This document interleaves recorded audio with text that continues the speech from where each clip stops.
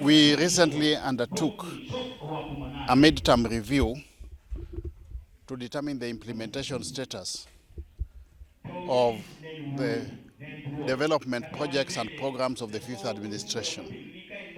We are 2.5 years down the line in the current term of the fifth administration.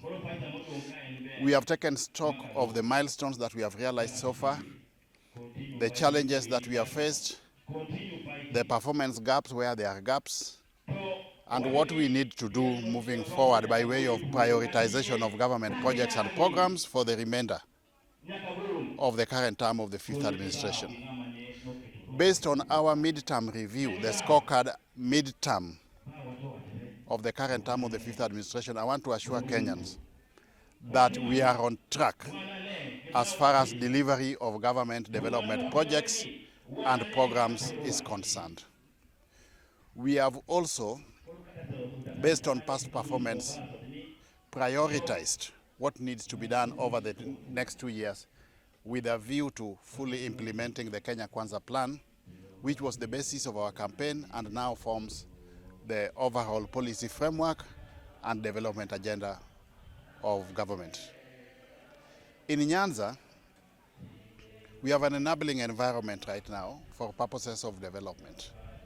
And we want to zero in on certain integral sectors and projects that will rejuvenate the economy of the Nyanza region and the entire lake region for that matter.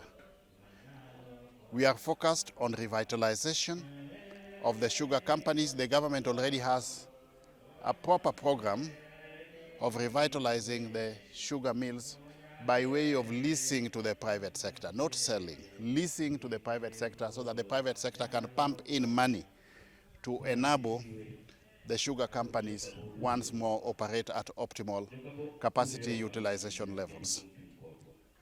We want to zero in on the Lake Region Ring Road.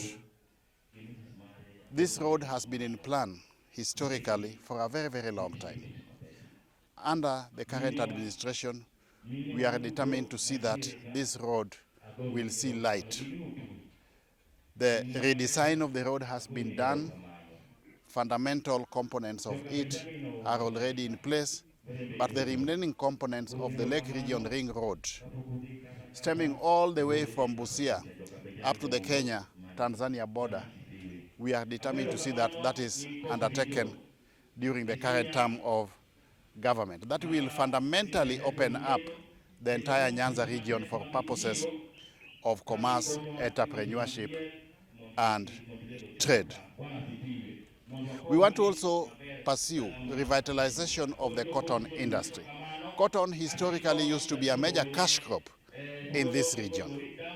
We want to see revitalization of the cotton industry, the revitalization of the ginaries that used to be in Nyanza before. We want to see a major kikomi in the entire Nyanza so that we are able to process cotton into finished products. The other fundamental program we want to see is soapstone factory in Kisii. Kisii has got rich base, raw material base for soapstone, and we want to see a major soapstone factory in Kisii. Together with that, we want to see factories for processing of tea, coffee, avocado, and bananas in Kisii. In Kuria, we are pursuing a major potato processing factory in Kuria. There's huge potential for potato processing in that region, and we want that to be exploited. The other area of focus is mining. We have got several mines, prospective minerals in Nyanza. In Makalda, we have got gold, for example. We have got iron ore in Homa Bay. In Siaya, in Sakwa, we have got potential for gold exploitation. Same to here in Asembo, Saradidi. But we want that sector to be well regulated by way of policy and legal framework to the extent that a substantial proportion of resources that is emanating from mineral is plowed back to the local community. That, again, is something we want to pursue to a logical conclusion. Kisumu International Airport is a major opportunity for the Nyanza region to directly export the produce from the farms and also the fish from the lake to external markets. We want that international market to be known for export of cargo from Nyanza, not dead bodies in the form of cargo. As we speak, we only have dead bodies being ferried through Kenya Kwanza International Airport. That's the only cargo that is being ferried through that airport. We want farm produce, we want produce from the lake to be shipped directly to external markets through the Kisumu International Airport. Rice potential in Ahero and even in parts of Siaya through irrigation and other modern farming techniques is another area of focus that we want to pursue. Of course, there are enablers like roads, water, and electricity. Specifically with respect to water, we want to see the Koru Soin Dam fully operationalized during the current term of the government. Whether it is by public-private partnership, that dam will be a game changer because it will sort out the flooding problem in Nyando. It will also facilitate last mile water connection to homes in Nyanza. It will also facilitate or augment the potential of the Sondu Miriu Dam for purposes of electricity. The other dam that we want to pursue is the Magwagwa Dam in Kisii. That again will be a major game changer in that region for purposes of water, yeah, electricity as well. So these are just but some of the major projects that under the current government we want to pursue in Nyanza. One of the biggest problems that we have been having in Kenya is what you can refer to as wrong culture.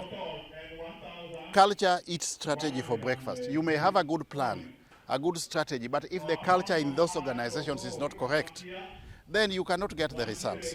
That's why historically performance of most parastatals has been wanting because of wrong culture. We are trying to inculcate public sector culture, private sector culture in the public sector. We are also re-engineering the business processes in the public sector by way of digitalization. You are aware that when we came into government, we only had 350 services on the eCitizen platform. Today we have got over 20,000 government services which are available digitally. This again is going to enhance efficiency and effectiveness and facilitate delivery of government services to the people without unnecessary bureaucratic bottlenecks. So culture is changing, and two, we are engineering the business processes in the public sector. And that is what is leading to the enhanced performance in the public sector. Lakini alikuwa muhimu katika familia yetu. Waangalia lipo hivyo.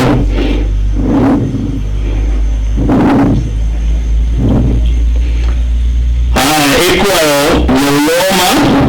Mama mandori mpya. Kama kilometri. Ndio vilikobe. Kwa masaka kwa njia kwa opolo la kai. Sababu hiyo mtusi bwana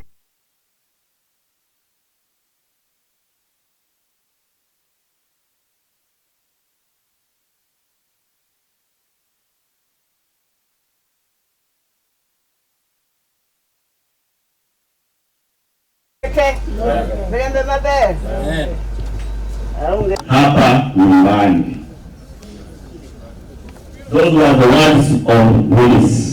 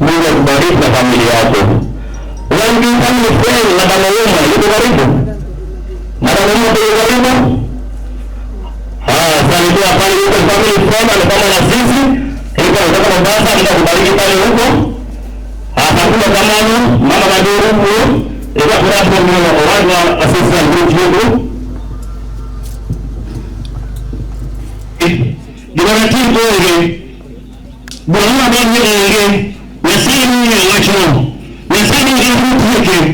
Nyasaye Mungu yapata wafu chuno. Unataka kile giko kimoro ya ndio wewe. Bas, kauna ni kitu release. Kile kitu mali. Giko mali kiwewe. Wasio wewe kama no, kwa sababu cha kuja cha kuja baraka, unuso wadu wa